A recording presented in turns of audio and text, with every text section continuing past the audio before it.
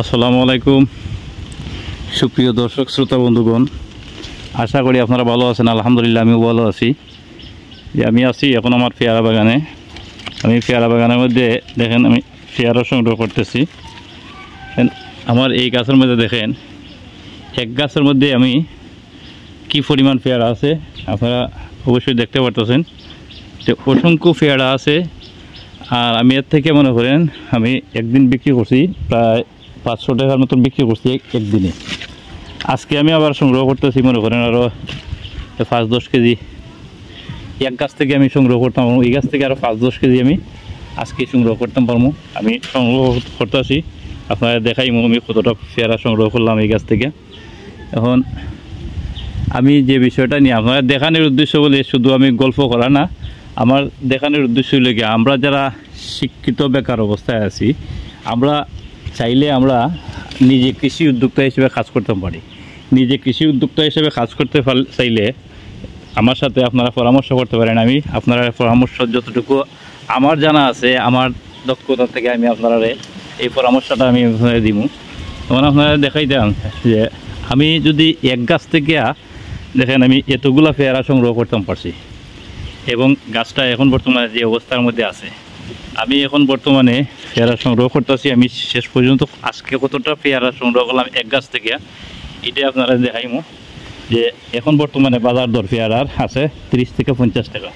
এবং 30 থেকে 50 টাকা যদি বাজার দর হয়ে থাকে তাহলে আমরা এক গাছ থেকে আমরা কতটা পেয়ারা আমরা সংগ্রহ করতে পারি। এরকম যদি আমরা প্রত্যেকে যদি আমরা চাষ করি 30 থেকে 50 টাকা এটা বাজার দর। এখন 30 থেকে 50 টাকা যদি বাজার দর থাকে আমরা ফলাই তাহলে 10 কেজির দাম 500 টাকা। আমি আশা করছি এখন 10 কেজি আপনারা কথা কইতে কইতে আমি 10 কেজি পেয়ারাই সংগ্রহ করবো আশা করি।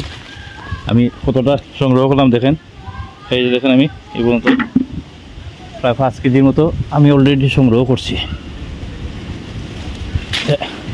আমার যে বিষয়টা হচ্ছে গিয়া যারা শিক্ষিত বেকার আছি এবং অল্প পুঁজিতে আমরা একটা লাভজনক একটা প্রতিষ্ঠান আমরা গড়ে তুলতে পারবো। অল্প পুঁজিতে আমরা লাভজনক প্রতিষ্ঠান গড়ে তুলতে হলে মনে করেন আমার প্রথম গাছটা আসিল এই গাছটা প্রথম গাছ। এই গাছটা প্রথম গাছ হওয়ার পরে আমি গত বছর আমি আপনারা দেখাইছিলাম যে আমি অনেকগুলা চারা সংগ্রহ করছি এই গাছ থেকে।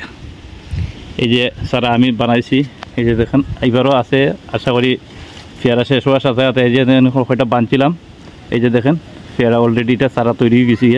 এটা আমি রোপণ করার উপযোগী, আমি এটা রোপণ করবো। তো এটা নিয়ে হতা করবো আবার। এখন আজকে শুধু আমি পেয়ারা যে সংগ্রহ করতেছি এবং পেয়ারা চাষের লাভ এবং লস এটা আমি আপনার সাথে শেয়ার করবো। তো পেয়ারা চাষের মধ্যে লস আশা করি তেমন একটা হয় না, আর লাভ যদিও একবারে খারাপ হয় না। আপনারা সংগ্রহ করতে মনে করেন ঝক্কি ঝামেলা কম, আর রোগবালাইটা যদি খেয়াল করে রাখেন যে রোগবালাইটা খেয়াল করে রাখলে আপনারা প্রচুর পরিমাণ ফলন আপনারা গড়ে আনতে পারবেন, তুলতে পারবেন। আমি দেখতে পারতেছেন আমি যে কী করতেছি, আমি আপনার সাথে কথা কইলাম সাথে সংগ্রহ করতেছি ফল।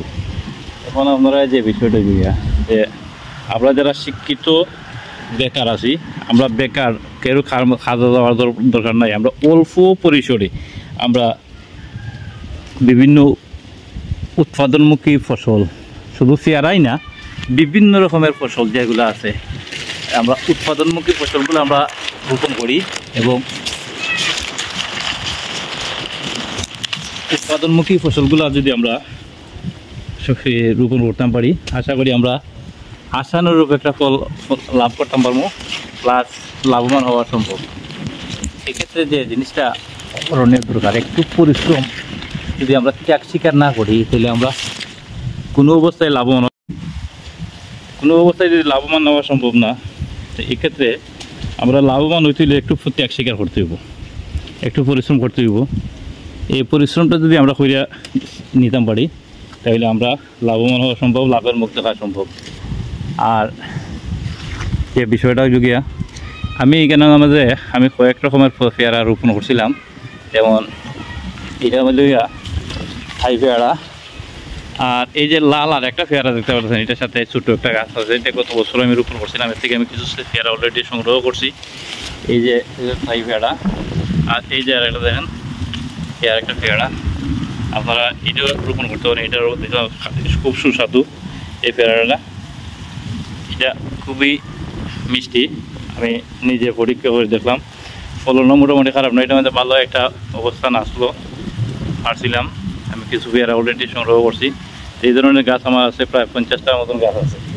আপনারাও চাইলে এই ধরনের পেয়ারা গাছ আপনারা রোপণ করতে পারেন এবং আপনারা বিক্রয় করার মতন অবস্থান আপনারা তৈরি করতে পারবেন এবং ভালো একটা লাভজনক খাতে তৈরি করতে পারবেন। আপনারা কৃষিখাতটারে ভালো একটা অবস্থানে নিয়ে যেতে পারবেন। এক্ষেত্রে যে কিছু করণীয় পরামর্শ, কৃষি সংক্রান্ত বিষয় নিয়ে যদি কোনো পরামর্শের প্রয়োজন হয়, যাবতীয় পরামর্শ ইনশাল্লাহ আমার কাছে নিতে পারবেন। এবং কোন জাতের পেয়ারা কোন জায়গার মধ্যে লাগাইবেন এবং 12 মাসি পেয়ারা এবং সঠিকভাবে চারা, সঠিক জাতের চারা আপনারা কীভাবে পাইবেন, এই সংক্রান্ত বিষয় নিয়ে আপনারা যদি কোনো পরামর্শ থাকে আপনারা কমেন্ট করবেন, আমি বা আমার সাথে যোগাযোগ করার চেষ্টা করবেন। ইনশাল্লাহ আমি আপনারা সঠিক পরামর্শ এবং সুপরামর্শ দেওয়ার চেষ্টা করব। যে বিষয়টা ওয়ালাইকুম সালাম, যে বিষয়টা নিয়ে আমি কথা কইতেছি, আমরা প্রত্যেকে যদি একটু চেষ্টা করি তাহলে আমরা লাভবান হওয়া সম্ভব। এই ক্ষেত্রে আমরা একটু সচেতন হই, তাহলে আমরা সঠিকভাবে পরিচর্যা করি, তাহলে আমরা লাভবান হওয়া সম্ভব। সবাই ভালো থাকবেন, দেখা হবে আগামী ভিডিওতে। সবাই ভালো থাকবেন। আসসালামু আলাইকুম ওয়া রাহমাতুল্লাহি ওয়া বারাকাতুহু।